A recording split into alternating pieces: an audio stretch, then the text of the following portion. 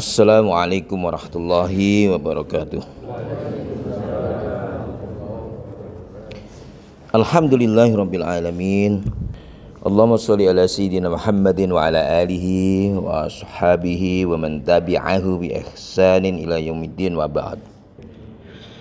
Sekali lagi kita bersyukur pada Allah karena atas karunia dan nikmatnya, juga kesehatan yang diberikan kepada kita dapat menjalankan sholat subuh berjamaah pada pagi hari ini, dan kita akan lanjutkan dengan membaca dan memahami dua ayat dari surat Al-Mulk. Bismillahirrahmanirrahim. Ayat ketiga. Alladzi khalaqa sab'a samawatin tibaqa ma tara fi khalqir rahmani min tafawut farji'al basara hal tara min futur. Dia yang menciptakan 7 langit berlapis-lapis. Kamu tidak akan melihat pada ciptaan Tuhan yang Maha Pengasih ketidakseimbangan sedikit pun. Maka lihatlah sekali lagi, adakah kamu melihat sesuatu yang celak? Ayat keempat, Tsumma raji'il basara karrataini yanqalibu ilaikal basaru khasi'aw wa huwa hasir. Kemudian lihatlah sekali lagi dan sekali lagi. Niscaya pandanganmu akan kembali kepadamu dengan kecewa dan dalam keadaan letih karena tidak menemukannya. Bapak Ibu sekalian yang dirahmati Allah, ayat ketiga ya. Ada kata sab'a samawat tibaqa, 7 langit yang berlapis-lapis. Dalam ayat sebelumnya bahwa Allah menciptakan mati dan hidup. Dia Allah juga ya, yang menciptakan 7 langit berlapis-lapis. Kata sab'a samawat, 7 langit itu berkali-kali di dalam Al-Quran ya. Dalam berbagai penafsiran kata sab'un, kata 7 ya, ada yang mengatakan maknanya adalah memang 7, tapi banyak ahli tafsir lebih menyatakan bahwa atas korelasi dengan ayat-ayat yang lain ya, dan penggunaan kata 7 itu sendiri di kalangan bangsa Arab, dan dalam penggunaan bahasa Arab pada masa itu, 7 itu untuk menunjukkan jam'un, yang penting banyak, plural, sehingga 7 langit itu ada langit yang banyak, tidak harus 7. Sementara yang lain lagi 7. Ada 7 langit di alam raya ini. Langit itu dalam bahasa Indonesia kalau kita lihat dalam kamus itu adalah batas pandangan mata. Kalau kita lihat di tepi laut, Pulau Jawa ya kan, di kampung saya Lamongan tepi laut, lihat ke depan ya, kita lihat langitnya bertemu dengan air ya kan. Padahal di jauh sana ada Pulau Kalimantan kan. Nah, yang disebut langit samawat tidak demikian. Ada yang mengatakan bahwa 7 langit yang dimaksud di sini adalah langit yang ada dalam atmosfer bumi. Ini pendapat pertama. Langit terdekat dengan bumi yang kita alami, dan itu masih ada dalam batasan atmosfer dalam kehidupan manusia.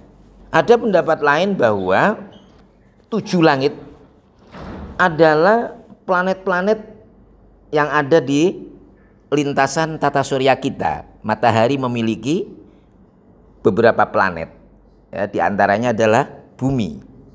Ada pendapat lagi bahwa karena alam raya ini sangat luas, tidak terbatas, dan bahkan kita tidak pernah bisa menyentuh mana dinding daripada batas dari alam raya ini, seperti halnya kita bisa menjamah dinding ini sebagai batas musola, sehingga alam ini tidak terbatas yang demikian jauh.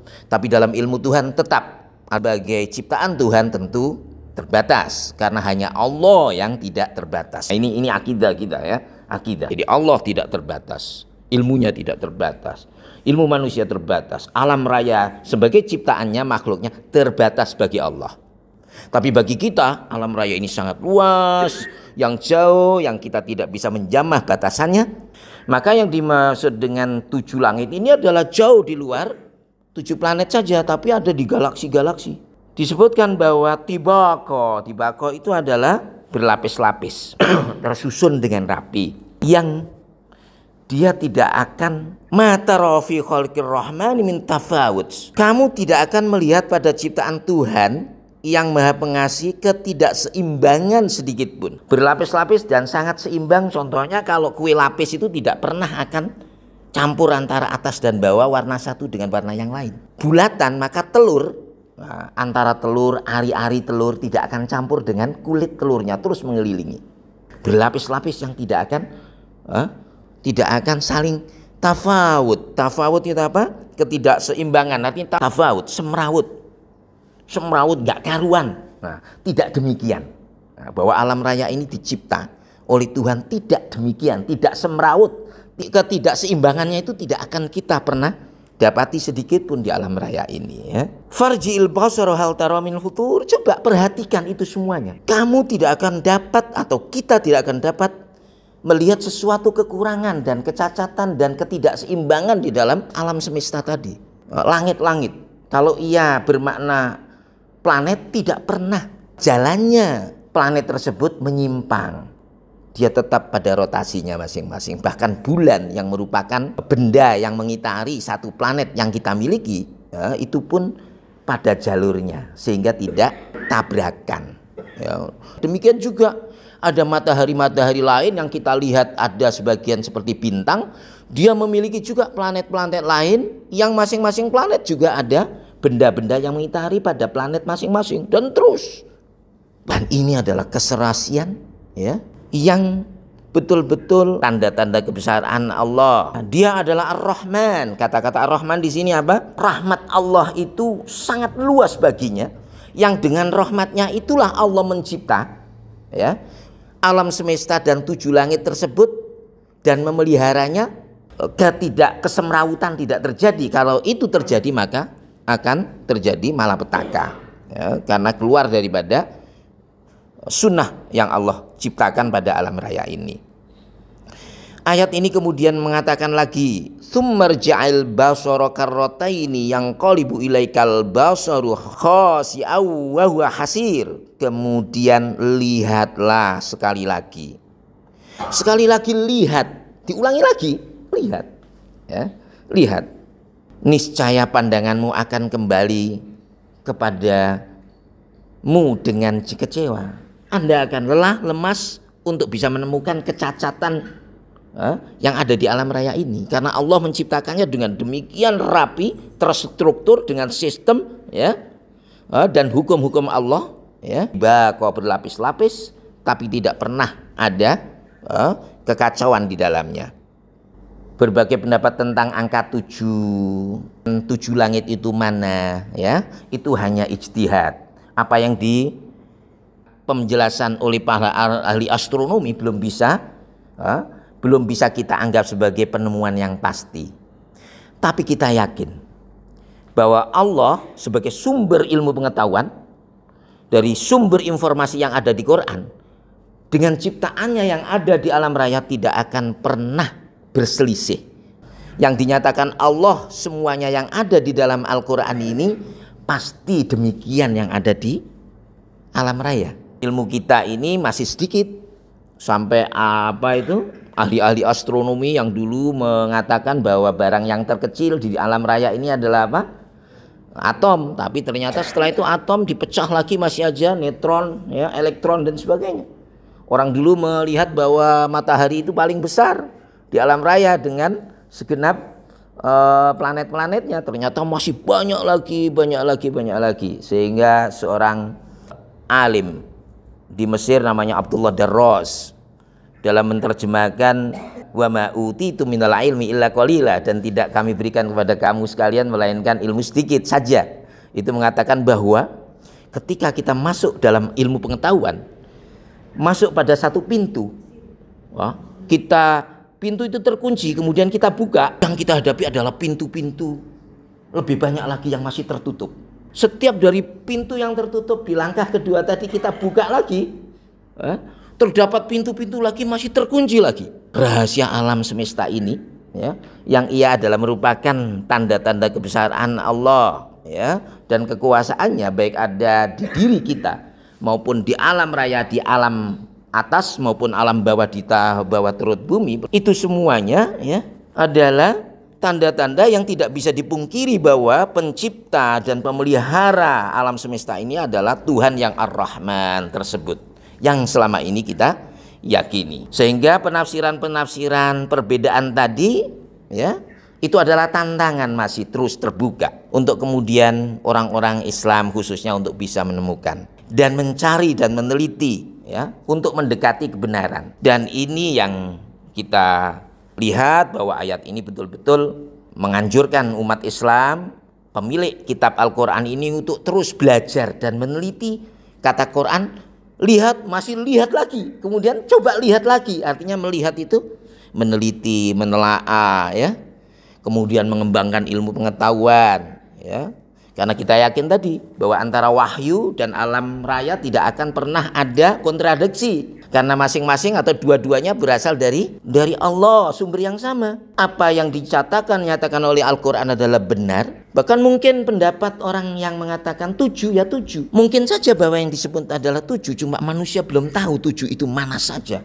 Masih harus belajar dan meneliti. Dan ini yang kita harapkan anak-anak kita, cucu-cucu kita untuk kemudian belajar. Tidak saja ilmu agama. Tidak ada dikotomi atau perbedaan antara ilmu agama atau ilmu umum di dalam perspektif agama kita. Orang-orang yang mengetahui keajaiban dan ilmu yang dahsyat tentang rahasia alam, yaitu sains, dia akan lebih tunduk kepada Tuhan setelah melihat kenyataan keajaiban yang ada di alam raya ini. Demikian juga ilmu agama, untuk mendalami ilmu-ilmu wahyu, ilmu-ilmu yang bersumber daripada Al-Quran dan Sunnah, dari aspek-aspek keperluan untuk keagamaan, tapi juga kemudian sebagai sarjana muslim untuk bisa memahami bahwa dua aspek ilmu pengetahuan sains dan agama adalah penting. Kemajuan umat manusia dan bangsa ditopang tidak hanya dengan itu sains, ilmu umum, tapi ilmu agama harus menjadi dasar daripada kemajuan peradaban dan pengembangan peradaban itu sendiri. Maka upaya untuk itu di Indonesia sudah banyak. Kenapa lahir SDIT? Apa namanya SDIT? Islam Terpadu. SD yang tidak Islam tidak memperoleh pemahaman tentang Islam. Sementara ibtidaiyah semuanya ilmu agama, tidak mengenal pesantren kitab kuning terus, ya kan? Pesantren yang mulai modern mengenalkan ilmu-ilmu yang lain selain ilmu-ilmu fikih dan lain sebagainya. Dalam tingkat universitas kita saksikan bagaimana UIN, proyek UIN itu adalah proyek besar karena pemahaman, ya, ulama-ulama dan tokoh-tokoh kita bahwa Islam tidak membedakan umum dan agama. Maka ketika asalnya adalah IAIN, Institut Agama Islam hanya dakwah, usuluddin syariah dan bahasa Arab, dikembangkan dari IAIN menjadi UIN di berbagai provinsi, mengenalkan di dalamnya fakultas-fakultas umum agar lulusan-lulusan madrasah pesantren bisa masuk ke fakultas-fakultas umum. Demikian juga anak-anak kita yang sudah di SD, SMP, SMA tidak paham dengan tidak banyak, dan itu pemahaman kita sejak awal, sehingga mereka tidak paham tentang dasar-dasar agama, menjadi birokrat di berbagai kementerian tapi tidak memiliki komitmen keagamaan yang kuat, bahkan ibadahnya pun kurang, ya kan? Tidak memahami bagaimana bahwa di dalam kehidupan sosial dan bernegara berbangsa pun harus berlandaskan agama, dan itu yang harus kita pahami. Dan bahwa sains yang dikembangkan dalam untuk pengembangan kemanusiaan adalah anjuran agama. Ini, ya, yang kita usahakan. Dengan maksud demikian, orang-orang pesantren, orang-orang belajar agama dari tingkat dasar sampai menengah bisa kemudian masuk ke universitas yang di dalamnya ada subsidi besar dari pemerintah dan bisa ke fakultas-fakultas umum. Karena dulu tidak bisa, karena memang terjadi sekularisasi. Pendidikan umum semuanya dari A sampai Z, pendidikan agama A, Z dan masing-masing tidak bertemu, sehingga melahirkan manusia-manusia yang agama hanya memahami agama, ya kan? Kemudian orang-orang yang hidup kemudian masuk perkantoran dengan bekal ilmu umum, mereka tidak memahami agama dan tidak berkomitmen dengan agama secara baik, ya. Sehingga kalau belum sampai terjadi integrasi di dalam sebuah kampus, ya, adanya ilmu agama dan ilmu umum, maka perlu di samping ilmu-ilmu umum, ya, harus didirikan kelas-kelas sekolah-sekolah fardu ain untuk memahami agama kita yang dasar-dasar, sampai bahkan di perguruan tinggi. Di samping ada pesantren mahasiswa yang memberikan pemahaman Islam dengan baik. Demikian sebaliknya, anak-anak kita yang belajar agama harus mengenal bahwa alam semesta ini dicipta Tuhan, ya, dan harus kita fahami seluk-beluknya, baik itu ilmu sosial maupun ilmu sains. Demikian Bapak Ibu sekalian, kita akhiri dengan bacaan hamdalah. Alhamdulillahirabbil alamin. Assalamualaikum warahmatullahi wabarakatuh.